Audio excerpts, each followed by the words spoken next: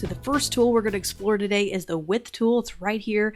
I'm going to zoom in so you can kind of see what that icon looks like. If you don't see any of the icons I talk about on the toolbar, make sure you go down to this little triple dot period kind of icon down here and go to Edit Toolbar. You'll be able to drag any of the tools available and really create your own custom toolbar however you'd like. So let's get started. I really love the width tool, very underestimated tool in my tool belt the last couple years. I've just recently started really mastering it and using it. It's really helped with my logo design workflow and doing some things and speeding some things up. So the key to the width tool is you can't really do it with solid objects. So I'm going to go ahead and make this a solid object. I grab my width tool. You're not going to be able to do a whole lot. It needs to kind of be a stroke or a line. So let's go ahead and create a stroke and a line. We're just going to grab our pen tool, create a very simple kind of horizontal line. And so there's our horizontal line. Let's go to our stroke panel and let's increase the weight on that so we can kind of see this in action. So now I'm going to select my width tool and I'm going to be able to go here on the end any of these points, and I can create points and anchor points at any time. So there's one here on the end and one on the other end. So let's go ahead. I'm going to click and hold my mouse and drag. I'm going to be able to extend that shape out at that particular anchor point.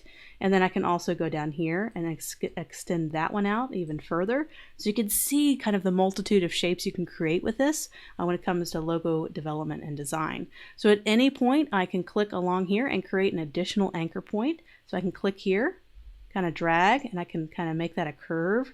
I can make it convex or a concave shape, and I can continue to make this more detailed. Click here and I can continue to make a lot of different shapes. You can even make an airplane, a bird. I mean, there's so many different symbols you can create with this and be pretty creative.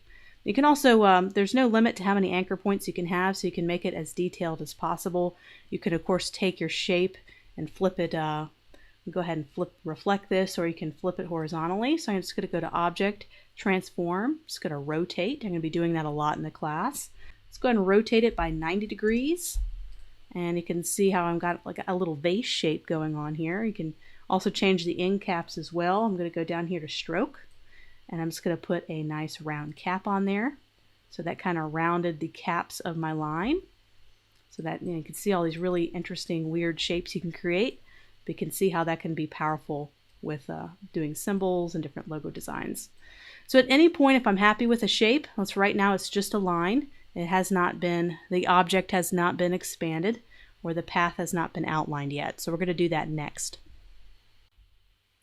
So now what I'm going to do is I'm going to go ahead and select our line here, go to Object, Path. I'm just going to do a simple outline stroke. So I'm going to go Object, Path, Outline Stroke. It's going to go ahead and outline that object for me. So now I have the direct selection tool. You can see I have all my little anchor points. It's a final object. So let's try that again, but let's do kind of a practical real-world object that we would need. I'm thinking I want to do a shield for a logo, so I need to get this really cool shield. But what's hard about doing a shield is it's got to be equal on the left and right side. It's got to be symmetrical on both sides, and sometimes that's hard to do when you just grab the pen tool and start to trace away. So let's try to do a shortcut and do the width tool and see if we can create a very quick shield icon. So let's go ahead and grab our pen tool, and we're going to just go an up and down vertical stroke. Just make sure we flip that to stroke.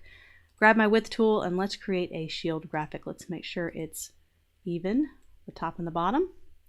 And let's get started. I'm going to go ahead and grab something in the middle. If you look at kind of the shield shape, it's going to be kind of in this direction. And right there, we already have kind of a shield shape developing. Of course, we can change I have the very top point here, and I'm just dragging down, kind of give it a little bit of a point. And we can add characteristics to this shield. We can, make it any shape we want to.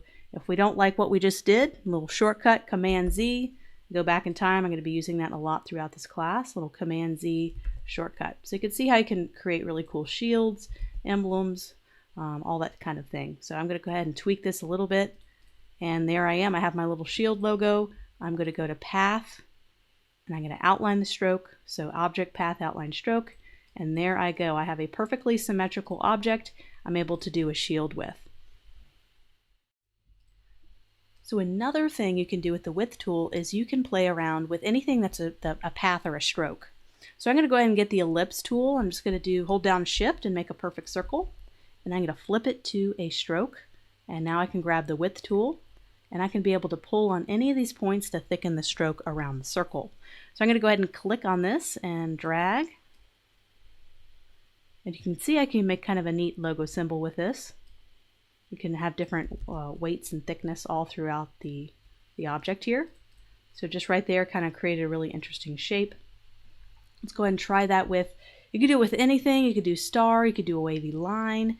So let's say I'm just going to grab the pen tool and just do a couple of wavy lines here. I can even get the curvature tool, which we'll go over next, and kind of adjust the curves of the line. Okay, and now that it's a stroke, I can grab my width tool and play as I want to. So you can see I can make like a really neat brush looking shape, an object, and you can go back and change the width of any point. So just like that. You can also create leaves really easily. I know a lot of logos have leaves required, especially if you're working with an organic brand. This is a really great way to create that. So just similar to what we did, we can just kind of make kind of a little bit of a curve here. Grab that width tool and we're going to create a leaf.